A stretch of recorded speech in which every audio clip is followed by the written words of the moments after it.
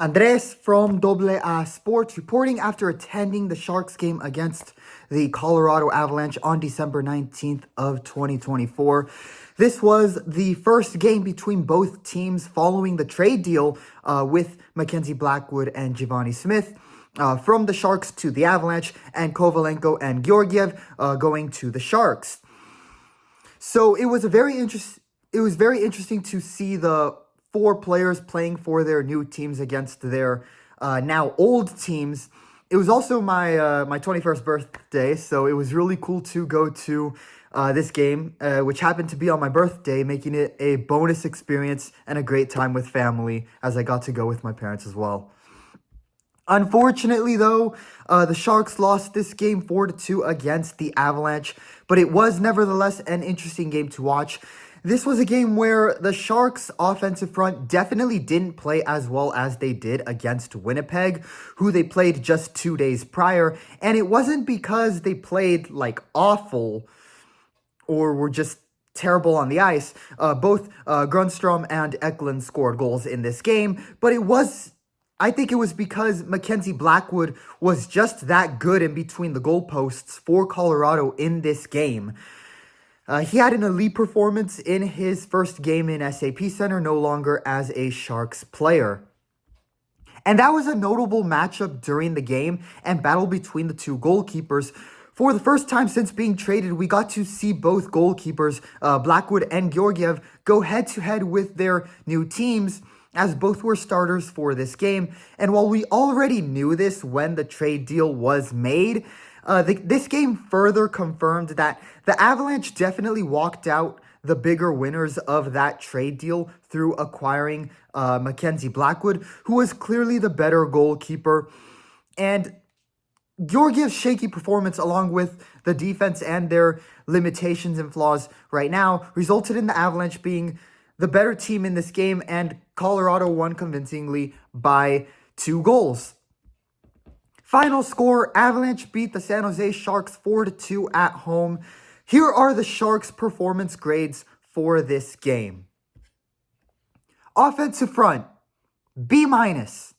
William Eklund and Carl Grundstrom were the goal scorers for the Sharks in this game, while Cody Ceci, Luke Cunning, and Macklin Celebrini were all noted for primary and secondary assists. However, one notable thing in this game from the offense was the Sharks did struggle to pass the puck in the attacking zone, and there were bad passes that resulted in them losing the puck, killing their chances when they pushed up into the attacking zone. One notable bad pass was one that Will Smith tried to give to any open teammate as the power play was expiring, which ended up being a turnover resulting in Colorado's 3rd goal. While you could say the bad pass was on him, I think there was blame to go around and not just on him entirely. We'll talk about that later in the video.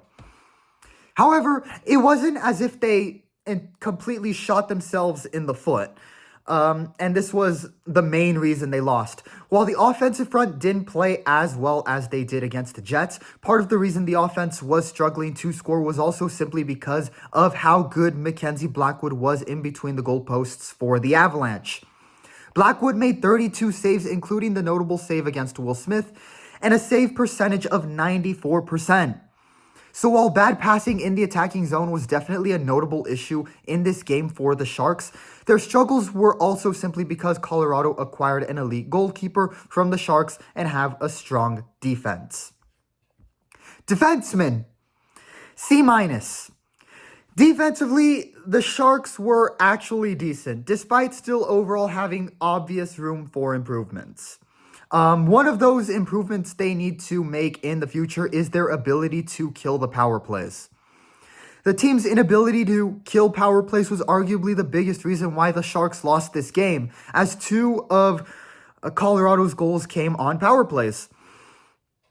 We saw that on Rantanen's power play goal. Those holes to create scoring plays were opening up, and the Sharks were giving Colorado too much space with the puck. They also struggled to keep up with the Avalanche's speed and quick movement of the puck. While the Avalanche are the better team right now in general, this is still not ideal for the Sharks. Jake Wallman also had an embarrassing error that nearly resulted in an Avalanche goal. With 2 minutes left in the second period, Celebrini passed the puck back to Wallman, who swung and missed the puck, and he fell down as the puck slid behind him. Mikko Rantanen recovered the puck and had a one-on-one play that fortunately was stopped by the goalkeeper. Wallman's error was awful, and he was lucky that he didn't end up at fault for what could have been an embarrassing goal. Goalkeeper D. Georgiev had some good moments, such as when he let Wallman off the hook from responsibility for what could have been an embarrassing goal. However, he did concede 2 weaker goals, which was not good. Notably, the third goal conceded, which was the first of 2 he conceded to Rantanen, was particularly weak by Georgiev, and overall, Georgiev conceded 4 goals with a save percentage of just over 87%. While he was not at significant fault for the loss, the third goal conceded was definitely ugly, and this was not a very good game for him. As you watched Blackwood make a great save and have a great game for the Avalanche, this definitely makes you miss what the Sharks had with Mackenzie Blackwood, despite the trade being necessary and helping in draft capital. Enforcers, B-. Luke Cunnin, who I would consider one of San Jose's enforcers, had 2 assists in this game, helping out offensively. There was also a scuffle early on, but it was broken up quickly and no fights occurred during the game. Overall, the enforcers played clean hockey. However, I say B- despite playing relatively clean hockey, mainly because of the costly and untimely penalties committed. Barclay Goodrow committed a costly holding penalty, which resulted in a power play where the Avalanche scored their second goal of the game. Not ideal. Head coach D. On the third goal conceded where Will Smith's bad pass occurred, Ryan Warsofsky sent out 4 offensive players and 1 defenseman with just 25 seconds left on the power play. While it is not a bad move in the first or second period, being tied at 2 goals in the third, it's a very risky move. You don't exactly need a goal there with 7 minutes left in the third period. Warsofsky took a risk to win it early in the third, but would have been better off playing it out safe, especially given the defense's limitations and Georgiev not having as good of a game as Blackwood. Timothy Liljegren was also a clean scratch from the roster for this game by Warsofsky. This was a decision that really came out of right field, in my opinion. If there was going to be a roster change on defense, I didn't think it would be Liljegren, who, in my opinion, has so far been one of the Sharks' better defensemen, especially in comparison to Ferraro and Ruda. If anything, I thought that in order to keep thrown in the lineup, they would take out Jan Ruda to keep Liljegren in the lineup.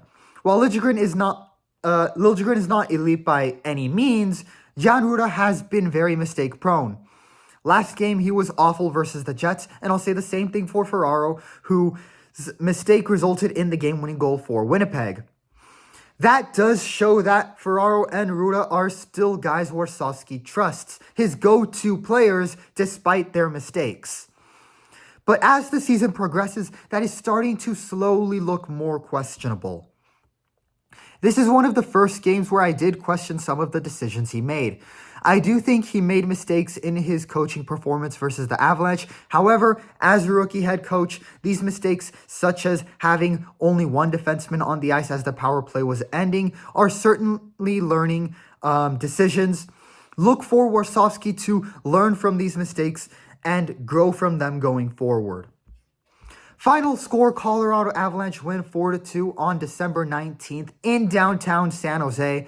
This is the 3rd game in a row that the Sharks have lost. They will now go on the road to Western Canada, where they will play the Edmonton Oilers and Vancouver Canucks before the break for Christmas. They will then play their next home game starting on December 27th, and where they will play the Knights, the Flames, and Lightning to at least calendar year-wise end 2024, and as they reach the midway point of the season. So we will see if the Sharks can turn their form around and start winning games. Let me know what you all think in the comments. I will be taking a break from the hockey content and probably won't be back with more until the start of January. But I will be posting other sports content, so stay tuned for that. Of course, like and subscribe to support the sports channel. Thanks for watching, and I will see you all in the next hockey video. Thank you so much.